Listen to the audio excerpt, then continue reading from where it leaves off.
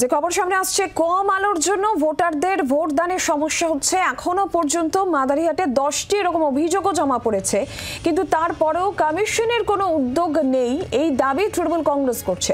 বীরপাড়া সহ 5টি এলাকা থেকে এই অভিযোগ সামনে আসছে। আরো বিস্তারিত বিষয়ে জানবো, শ্রেয়সী গঙ্গোপাধ্যায় রয়েছেন টেলিফোন লাইনে প্রতিনিধি। শ্রেয়সী, কি জানা যাচ্ছে, কি অভিযোগ? দেখো, বীরপাড়া টু, বান্দাপানি, শিশু জুমরা সহ একাধিক জায়গা থেকে, মোট 5টি জায়গা থেকে কিন্তু এই ধরনের অভিযোগ আসছে বলে তৃণমূল সূত্রে খবর। যেখানে যেটা মূল অভিযোগের জায়গা, যে এখনো পর্যন্ত সকাল 8টা পর্যন্ত প্রায় 10টা এই ধরনের অভিযোগ এসছে, যেখানে দেখা যাচ্ছে যে এক্ষেত্রে আলো কম রয়েছে, অর্থাৎ যেখানে ভোট দেওয়া হবে সেই জায়গায় আলো কম রয়েছে, এবং সেটা থাকার জন্য যে সমস্যাটা তৈরি হচ্ছে সেটা হচ্ছে যে ভোটারদের ভোটদানের ক্ষেত্রে সমস্যা তৈরি হচ্ছে।